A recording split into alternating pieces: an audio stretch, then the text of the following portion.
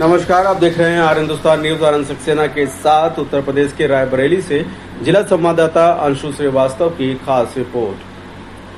Swaraj India party के राष्ट्रीय अध्यक्ष युगेंद्र यादव का एक दिवसीय दौरा रहा और दौरे के दौरान पार्टी के कार्यकर्ताओं को संबोधित किया।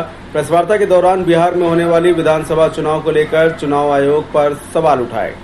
बिहार में होने वाले चुनाव में वोटर लिस्ट को लेकर खड़े किए गए सवाल, वहीं धांधली की आशंका जताई गई। सरकार बाद चुनाव आयोग पर लगाया जुगलबंदी का आरोप। फिलहाल अब सुरक्षित रहिए, जुड़े रहिए आर हिंदुस्तान से। नमस्कार। कि ये बिल्कुल भ्रांति है। नंबर एक, ये आदेश केवल बिहार के लिए नहीं है।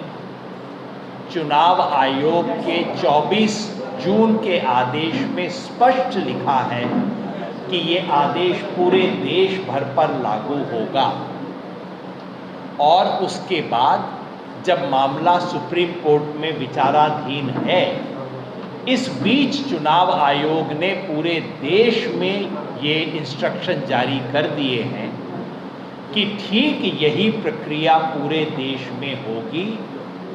अंतर केवल ये है कि बिहार में इस वक्त हो रही है, जिसकी कट ऑफ डेट 1 जुलाई रखी गई है। बाकी सारे देश में वो प्रक्रिया कुछ महीने बाद होगी, जिसकी कट ऑफ डेट 1 जनवरी होगी। तो ये पूरे देश का फैसला है, केवल बिहार का नहीं है। नंबर 2, ये अभूतपूर्व फैसला है। ये चुनाव मतदान सूची में संशोधन नहीं है, ये मतदान सूची को बिल्कुल नए सिरे से लिखने की प्रक्रिया है। जिसका भी नाम कल तक मतदान सूची में था, उसका अब कोई महत्व नहीं रहेगा। 1 जनवरी के बाद उत्तर प्रदेश में एक नए सिरे से मतदान सूची बनेगी, पूरे देश में बनेगी। नंबर 3, ऐसा पहले कभी नहीं हुआ। जो कह रहे हैं 2003 में ऐसा हुआ है, 2003 में ऐसा नहीं हुआ। वहाँ पर भी एक सूची को लेके गए थे जिसमें बदलाव किए गए थे। अब इस सूची को कूड़ेदान में डाल दिया जाएगा, नए सिरे से सूची बनेगी। नंबर 3, पहली बार देश के इतिहास में वोटर लिस्ट में नाम डलवाने की जिम्मेवारी सरकार की नहीं है, चुनाव आयोग की नहीं है, अब व्यक्ति की जीवन जिम्मेवारी है।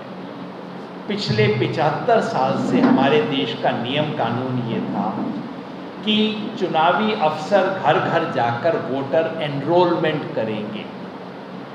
उसके बाद यदि कोई रह गया या किसी को अपना एड्रेस बदलना है तो वो अर्जी दिया करता था कि मेरा नाम शामिल कर दो, या घर में पिताजी का देहांत हो गया, इनका नाम काट दो, उसके लिए अर्जी दी जाती थी। लेकिन अब नियम ये है, हर व्यक्ति को अर्जी देनी पड़ेगी और जिसकी अर्जी समय पे नहीं पहुंचेगी उसका नाम ऑटोमेटिकली वोटर लिस्ट से बाहर हो जाएगा।